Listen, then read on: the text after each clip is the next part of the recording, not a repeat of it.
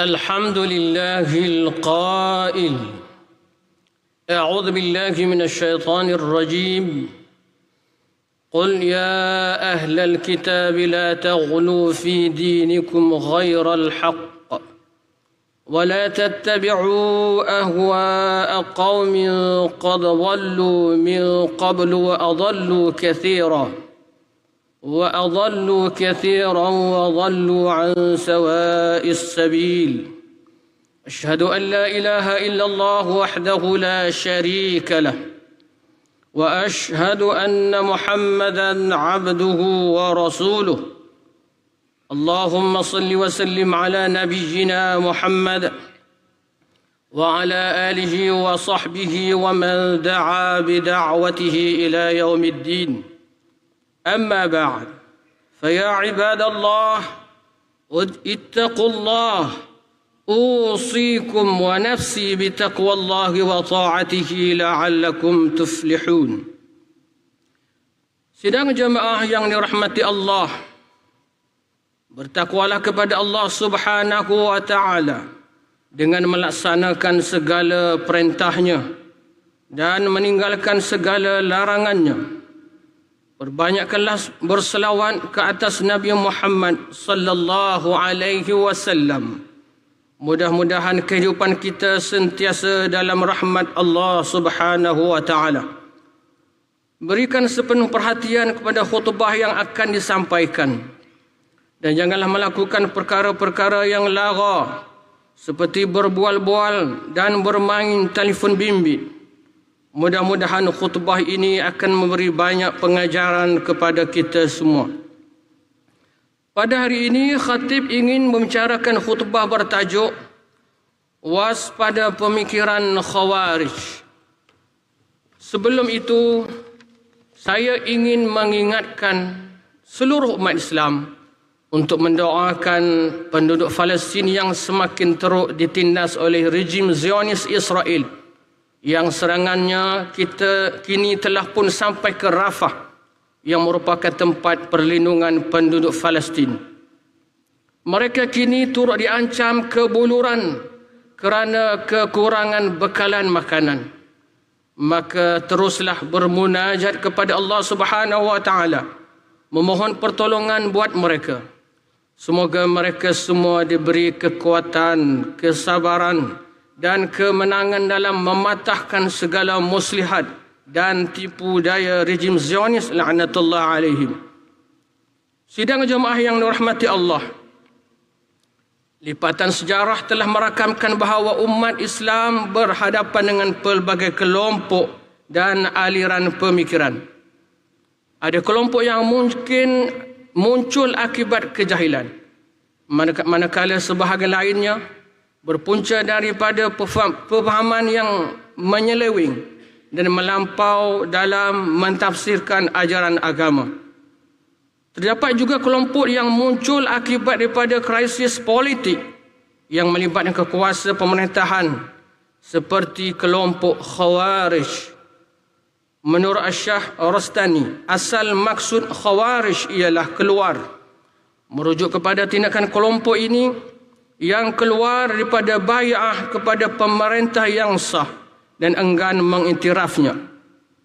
Kelompok terawal Khawarij ini ialah mereka yang bertindak memberontak secara bersenjata terhadap Sayyidina Ali bin Abi Talib radhiyallahu anhu dalam perang Siffin.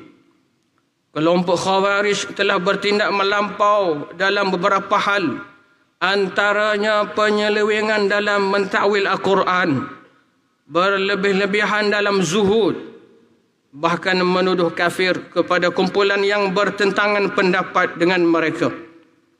Sidang jemaah yang dirahmati Allah sekalian, sikap melampau kelompok Khawarij bukan sahaja berlaku sesama mereka, bahkan lebih teruk lagi mereka berani mengkafirkan para sahabat Rasulullah sallallahu alaihi wasallam yang mulia, seperti Sayyidina Ali bin Abi Talib, Muawiyah bin Abu Sufyan, Talha, Az-Zubair, juga Sayyidatina Aisyah, serta berani menghalalkan darah mereka.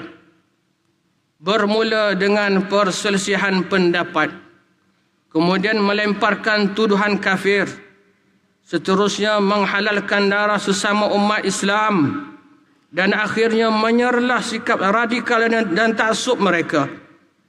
Maka oleh sebab itu Rasulullah sallallahu alaihi wasallam telah pun memberi peringatan tentang kelompok ini melalui sebuah hadis yang berbunyi, hal sami'tan nabiyya sallallahu alaihi wasallam yaqul fil khawarij syai'an, qal sami'tuhu yaqul wa ahwa biyadihi qibala al-Iraq yakhruju minhu qaumun yaqra'una al-Qur'an la yujawizu suraqiyahum yamrukuna min al-Islam muruq as-sahmi min ar-ramiyah. Bermaksud, apakah engkau mendengar Nabi Muhammad sallallahu alaihi wasallam bersabda tentang Khawarij? Ia menjawab, aku mendengar baginda bersabda sambil baginda arahkan tangannya menuju Iraq. Dari sanalah muncul sekelompok kaum yang membaca Al-Quran tidak melebihi kerongkongan mereka.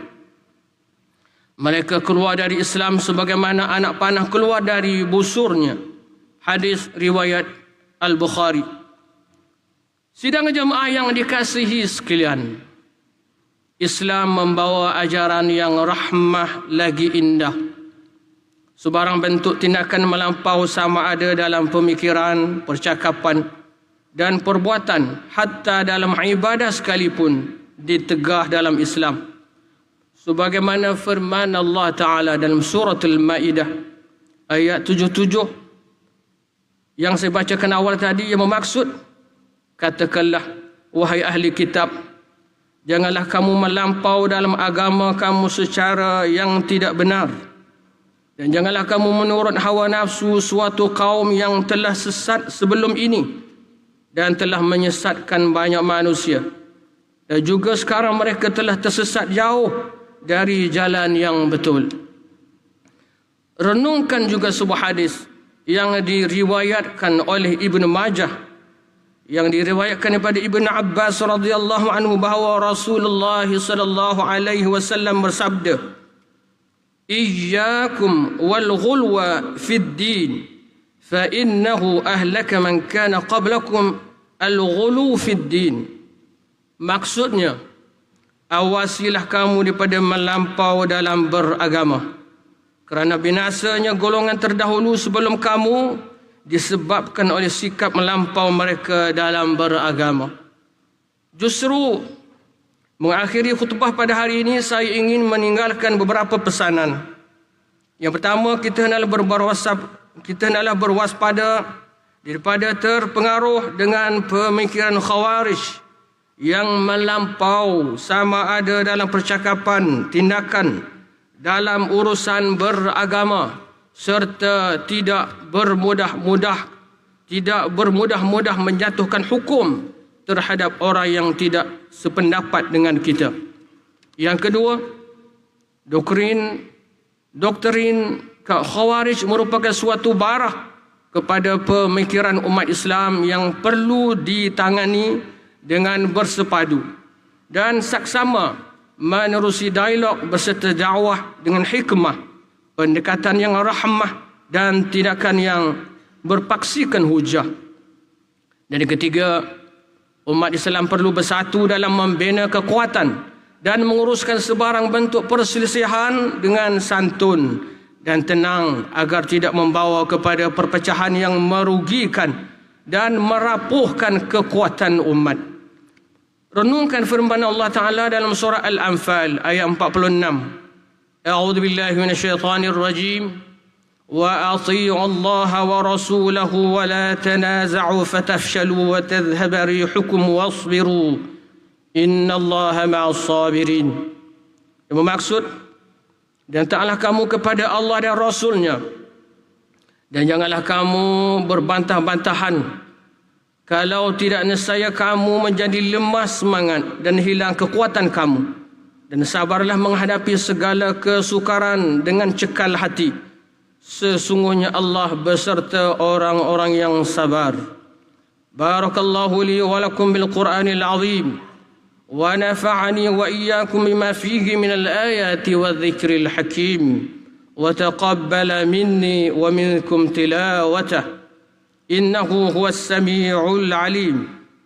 أقول قولي هذا وأستغفر الله العظيم لي ولكم ولسائر المسلمين والمسلمات والمؤمنين والمؤمنات الأحياء منهم والأموات فاستغفروه إنه هو الغفور الرحيم.